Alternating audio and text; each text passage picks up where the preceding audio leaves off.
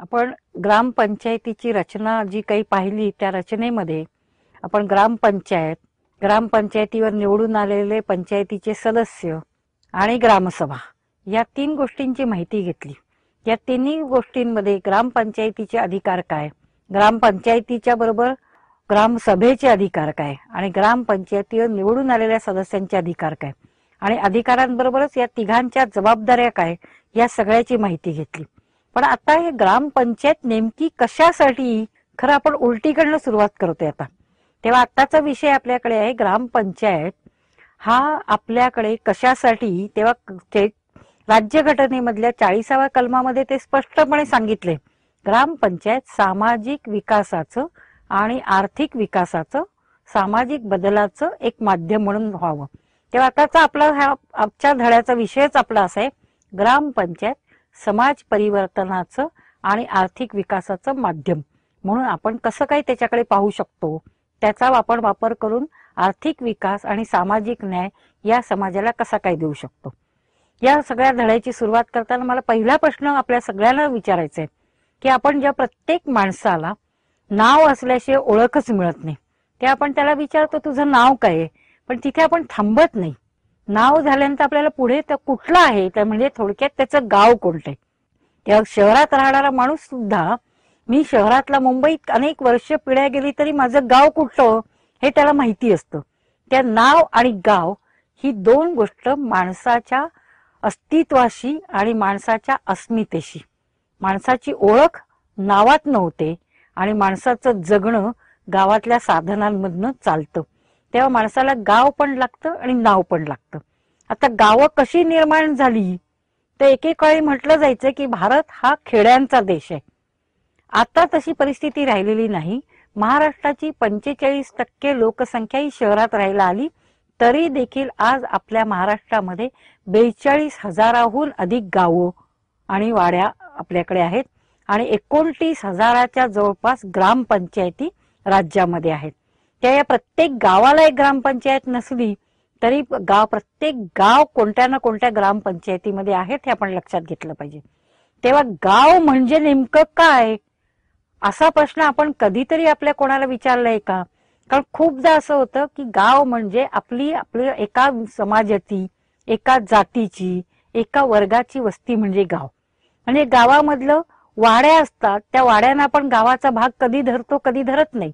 तेव्हा वेगळं गाव असेल, वेगळ्या जातीचं वस्ती असेल, वाडी असेल, तांडा असेल, पाडा असेल, तो आपल्या गावाचा भाग नसतो। त्या सरकारी व्याख्येमध्ये महसुली गाव ही व्याख्या असते, म्हणजे महसूल किती जमा होतो त्याच्यावरनं गावाची व्याख्या ठरते। पण माणसाच्या भावनेच्या दृष्टीने कोणतं गाव, भावनिक दृष्ट्या तो ज्या गावाशी बांधलेला आहे ते एक एकक किंवा युनिट मानलं पाहिजे। असं होत नाही, गाव म्हटल्यानंतर सरकारी गावच आपल्या समोर येतं। पण पूर्वीच्या काळी गाव म्हणजे एक गाव जिथे कोणत्या तरी एका प्रकारचे लोक राहतात आणि त्यांच्या गरजा भागवणारे लोकही त्या गावात राहतात। म्हणजे गावामध्ये जर शेती हे मुख्य व्यवसाय असेल तर शेतकऱ्याबरोबर शेतकऱ्याला लागणाऱ्या गोष्टी पुरवणारे लोक सुद्धा, मग सुतार असेल, मग बुरुड असेल, मग चांभार असेल, मग कुंभार असेल, म्हणजे ज्याला अत्र्यांचं पुस्तक आहे गावगाडा, त्याच्यात म्हटलेलं आहे की कास्तकार म्हणजे शेतकरी आणि 18 अलुती आणि 12 बलुती या सगळ्यांनी मिळालेलं कारू नारू ज्याला म्हणत, म्हणजे जे कारागीर असत आणि जे सेवा देत या सर्वांनी मिळून झालेली वस्ती म्हणजे गाव।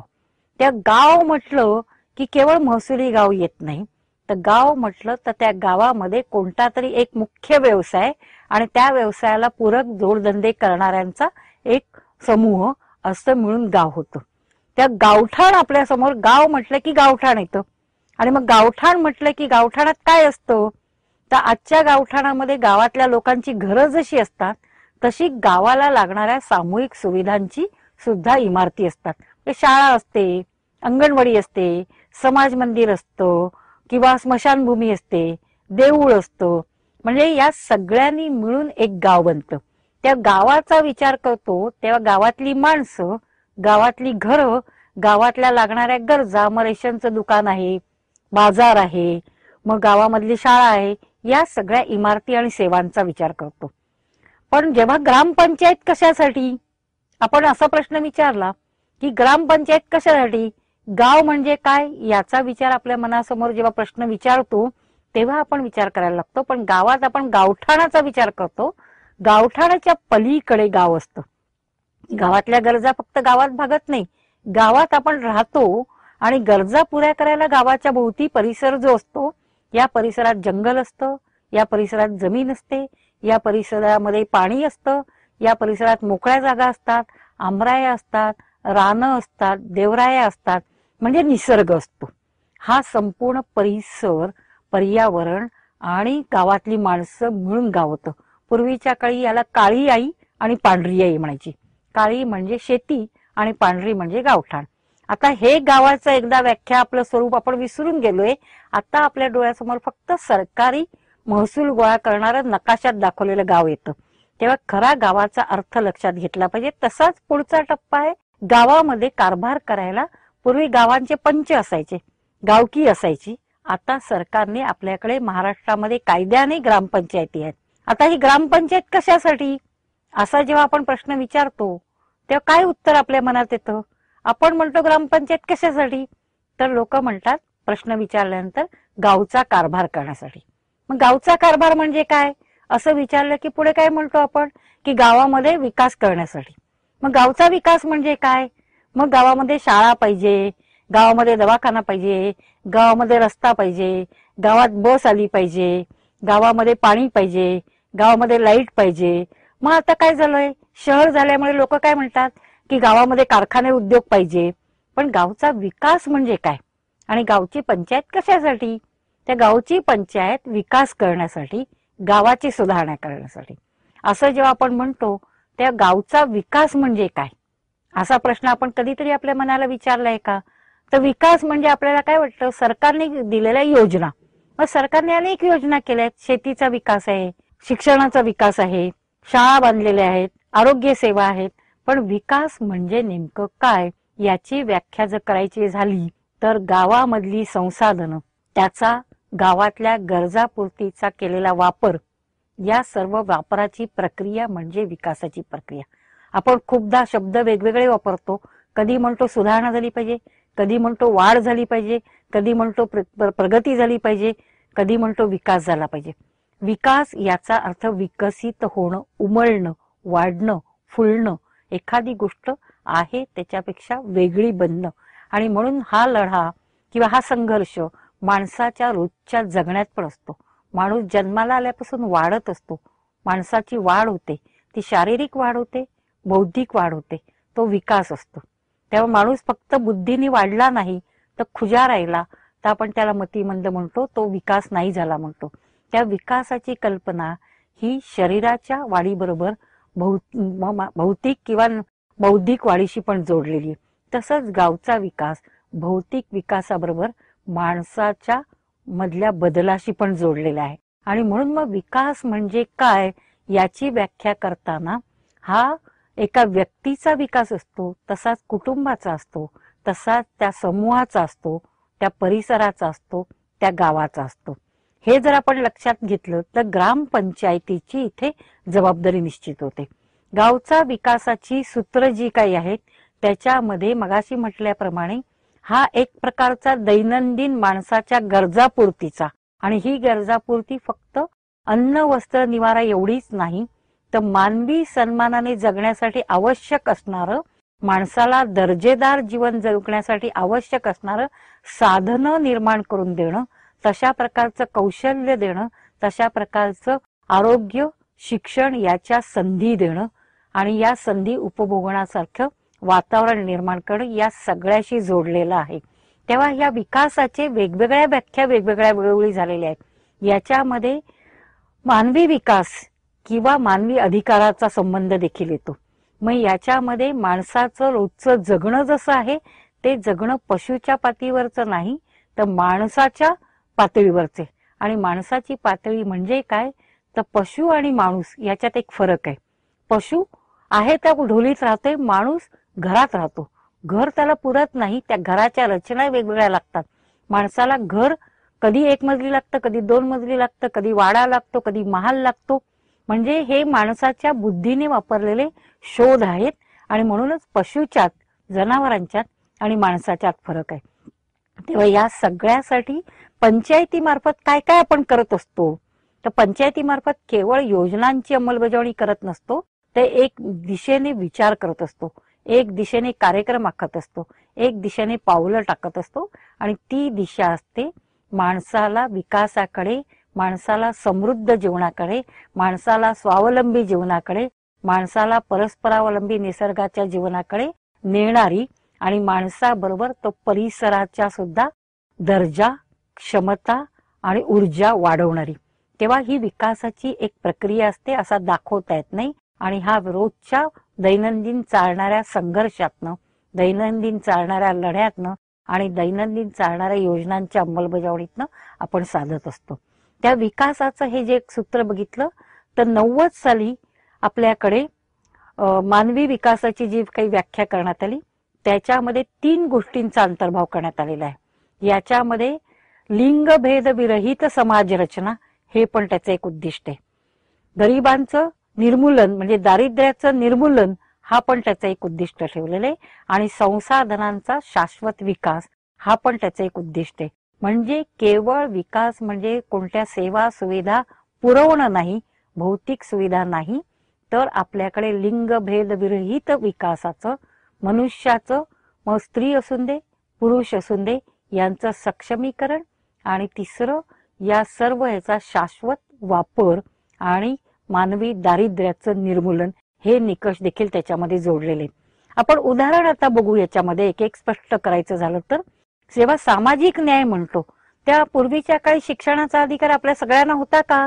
आपल्या बायकांनी जरी विचार करायचा ठरवलं तर बाईला शिकायला मिळत नव्हतं. वेगवेगळ्या जाती धर्मामध्ये शिक्षणावरची बंधनं होती. हळूहळू राज्य सरकारने सर्वांसाठी शिक्षण आणि सर्वांना मोफत शिक्षण असा कायदा केला, गावात शाळा आणली, 12वी पर्यंत मुलींसाठी मोफत शिक्षणाची सुविधा केली. तरी मुली शिकू शकतात का? घरात लहान मूल आहे, त्याला सांभाळायला कोण नाही, घरामध्ये रोजगारासाठी जायचं आहे, घरामध्ये पाणी भरायचंय, याकरता मुलींना शिक्षणाचा अधिकार असून सुद्धा तो उपभोगता येत नाही. म्हणजे मग इथे सामाजिक न्यायाचा पुन्हा कुठे येतो? तर तुम्ही सेवा उपलब्ध करून दिली हे पुरेसं नसतं. संधीचा परीघ वाढवत नेण्याची प्रक्रिया म्हणजे विकास आहे. म्हणजे बाईला ही सेवा दिली, ही संधी दिली, पण ही संधीचा उपभोग घेण्याची पण व्यवस्था, तशा प्रकारचं अनुकूल वातावरण, तशा प्रकारच्या सुविधा आणि तशा प्रकारची घरातल्यांची आणि समाजाची मानसिकता, हे सगळं एकत्रित जेव्हा येतं तेव्हा खऱ्या अर्थाने सामाजिक न्याय मिळतो. जो सामाजिक न्यायाचा मुद्दा आहे तोच आर्थिक विकासाचा. एखाद्याला वाटतंय मला शिकावायचंय पण शिकायला मिळत नाही, मी शिकायचे कशाला? तर रोजगारासाठी. रोजगारासाठी मी आवश्यक कौशल्य मिळालं, पण ते कौशल्य मिळाल्यानंतर नोकरी मिळेल याची मला खात्री नसते. नोकरी मिळाली तर मला योग्य नोकरी मिळेल याची खात्री नसते. योग्य नोकरी मिळाली तर मला माझ्या गुणाप्रमाणे किंवा माझ्याकडे असणाऱ्या कौशल्याप्रमाणे मिळालेल्या नोकरीचं योग्य दाम मिळेल याची खात्री नसते. तेव्हा ते योग्य दाम पण मिळणं म्हणजे रोजगाराची संधी मिळणं, रोजगारासाठी आवश्यक शिक्षण कौशल्य मिळणं, ते वापरता येणं आणि ते वापरल्यानंतर त्याचा योग्य दाम मिळणं, ही प्रक्रिया जेव्हा पुढे होते तेव्हा त्या माणसाचा आर्थिक विकास झालं असं आपण म्हणतो. त्या सामाजिक विकास आणि आर्थिक विकास पंचायतीच्या वेगवेगळ्या योजनांमार्फत, ज्या योजनांचा वेगवेगळ्या धोरणांचा आणि कार्यक्रमांचा आपण पहिल्या 3 धड्यांमध्ये आपण अभ्यास केलेलाच आहे. पण त्याच्या मागचा हा गाभा आपण लक्षात घेतला तर आज पंचायतीची ताकद, पंचायतीमध्ये सामाजिक बदल होऊ शकतात का? पंचायतीमार्फत सामाजिक न्याय राबवता येऊ शकतो का? पंचायतीमार्फत आर्थिक विकास करता येऊ शकतो का? असा विचार केला तर आपल्या समोर लक्षात येईल की पंचायतीला स्वतःची म्हणून एक ताकद आहे. स्वतःची ताकद आहे म्हणजे काय? जर उद्या लोकांनी सांगितलं असतं बाईला सरपंच करा किंवा आदिवासीला सरपंच करा किंवा दलित वर्गातला करा, तर गावाने ते मानलं नसतं. सरकार म्हणून सरकारची एक ताकद असते. जेव्हा सरकारने कायदा केला, आपोआप बायकांना, आपोआप आजवर मागास असणाऱ्या वर्गांना खुर्चीवर बसायची संधी मिळाली. म्हणून सरकार असणं ही एक पंचायतीची ताकद आहे, पहिली ही लक्षात घेतली पाहिजे. 73व्या घटना दुरुस्तीनंतर पंचायतीला स्थानिक सरकारचा दर्जा मिळालाय. त्या सरकार असणं ही एक ताकद आहे. त्याच्याबद्दलचे विषय नेमून दिलेले ही एक ताकद आहे. त्याच्याच बरोबर सरकारने कर आणि ह्याच्यातनं दिलेला महसूल गोळा करण्याचा अधिकार ही एक पंचायतीची ताकद आहे. तसंच पंचायतीकडे आरक्षणामधनं आलेल्या लोकांना आता सर्वांचा सहभाग घेणं आणि ग्रामसभेला अधिकार देणं ही एक ताकद आहे. आणि गाव म्हटलं की गावामध्ये बाहेरून पाणी आणावं लागत नाही, शहरात बाहेरून वीज आणावी लागत नाही, बाहेरून काही गोळा करावं लागत नाही. गावातच साधनं असतात. जे गावामध्ये साधनांच्या दृष्टीने मग जमीन असेल, जंगल असेल, पाणी असेल, ज्यातनं संपत्ती निर्माण होते अशी संसाधनं ही गावातही गावाची ताकद आहे असं म्हणून जर आपण त्याच्याकडे बघितलं तर आपण त्याचा वापर करू शकतो. पण हे इतकं सोपं नाहीये. त्याच्यामध्ये अडथळे येणार आहेत. कोणते अडथळे येतात आपल्याला? तर कोणत्या आपल्याकडे आपण कितीही जाती संपवायच्या म्हटल्या तरी लोकांच्या मनातली जात संपत नाही. दुसरीकडे लोकांची मानसिकता हे सगळं सरकारने करावं, आपण काही करावं याच्याबद्दल आपण काही बोलत नाही. सगळं सरकारने करावं असं म्हणतो. तर सरकार म्हणजे नेमकं काय? सरकार म्हणजे लोक, सरकार म्हणजे तुम्ही आणि आम्ही, सरकार म्हणजे निवडून दिलेले लोक, सरकार म्हणजे ज्यांना पगार देऊन आपण कामावर ठेवलेत असे कर्मचारी, हे सगळं मिळून सरकार बनतं. आणि दर 5 वर्षांनी आपण मत देऊन त्यांना निवडून जरी आणत असलो तरी शेवटी लोक सरकार असतात.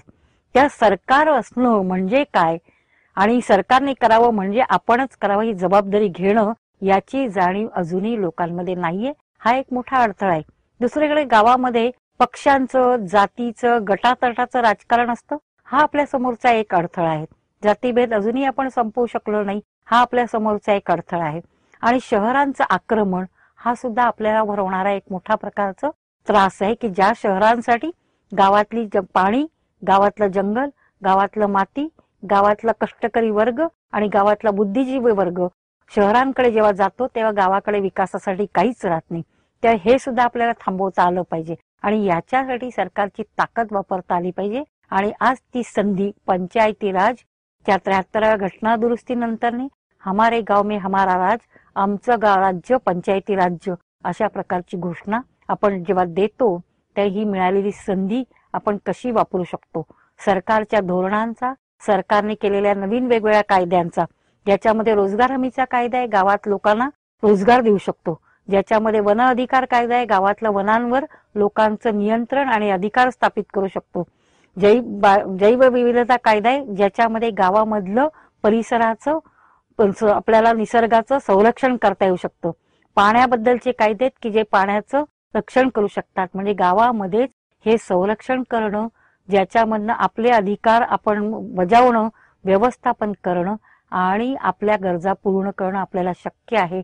आणि महात्मा गांधी जसं म्हणायचे की माझ्या स्वप्नातला भारत कसा असेल, माझ्या स्वप्नातलं खेडं कसं असेल, ज्या खेड्यामधली घरं ज्याच्यामध्ये खेळती हवा आणि पुरेसा उजेड असेल, ज्या खेड्यातल्या गल्ल्या, बोळ, रस्ते याचे धूळ मुक्त असतील, ज्या गावामध्ये शिक्षण हे औद्योगिक शिक्षणासह अशिक्षण असेल, ज्या गावामध्ये पिण्याचे पाण्यासाठी विहिरी असतील, त्या पाण्यावर एका मर्यादित कोणाचा अधिकार नसेल, त्या सगळ्यांचा अधिकार असेल, ज्या गावामध्ये सहकारीची चळवळ असेल, ज्या गावामधल्या उद्योगांना आणि प्रत्येक माणसाच्या हाताला काम दिलं जाईल, अशा प्रकारचं स्वावलंबी स्वतःला स्वत्व जपणारं आणि स्वतःच्या गरजा पूर्ण करणारं, निसर्गाशी संवाद राखणारं गाव मला माझ्या स्वप्नात आणता येईल का? आणि जर ते आम्हाला आमच्या स्वप्नात आणता आलं तर आम्ही 5 वर्षात निवडून आलोय तर आमच्या गावाचं एक स्वप्न पाहू. आमचा गाव कसा असेल, आज कसा आहे आणि तो आम्ही कसा करू याचा कार्यक्रम आखू. आणि त्याच्याकरता पंचायती राज हे एक माध्यम, प्रभावी समाज परिवर्तनाची चळवळ आणि आर्थिक विकासाचा गतिमान कार्यक्रम निर्मिण्यासाठी आपण राबवू. असं आपल्याला करता येऊ शकतं. या दृष्टीने तुम्ही विचार केलात तर अनेक गोष्टी, अनेक कार्यक्रम अनेक गावांनी राबवलेले तुम्हाला दिसतील. लेखामेंढ्यासारखं गडचिरोलीतलं गाव सुद्धा तिथल्या गावातलं जंगल राखतं. एवढंच नाही, त्यातलं गौण वनोपज विकून ते गौण वनोपजाचे काही कोटी रुपये सरकारच्या अनुदानांवर ते अवलंबून नाहीये. गावातलं जंगल त्यांनी राखलं आणि त्यांना काही कोटी रुपये यावर्षी मिळाले. त्यांनी गावामधलं संपूर्ण निसर्ग संसाधनांचं एक रजिस्टर तयार केलं. ही कामं स्वतःच्या प्रेरणेने, स्वतःच्या पुढाकारातनं आणि गावाच्या संपूर्ण सहभागातनं त्यांनी आखली. ओरिसामधलं एक गाव आहे नयागडचं, त्यांनी 840 एकर संयुक्त वनव्यवस्थापन योजनेमध्ये ताब्यात घेतलं, राखलं, त्याचे नियम बनवले. पहिलं गावाच्या गरजा पुरं करणार, नंतर बाजाराकडे जाणार आणि तिसरं भविष्याची काळजी घेणार. अशी अनेक उदाहरणं तुम्हाला आजूबाजूला दिसतील. ती उदाहरणं बघितली तर आम्ही हात पसरून पंचायतीने सरकारी योजनांवर अवलंबून राहायचं की स्वतःचा विकास स्वतः करण्यासाठी साधनं शोधायची, ती वाढवायची, ती समृद्ध करायची. माणसाचं जीवन आणि परिसर हे वेगवेगळं नाही, ते एकत्रित समृद्ध करण्यासाठी पंचायत हे माध्यम म्हणून आपल्याला वापरता येतं. याचा शोध घ्यायचा. तुम्ही तो शोध घ्या. आजूबाजूलाच आणि तुमच्या गावातच अशी अनेक उदाहरणं तुम्हाला सापडतील.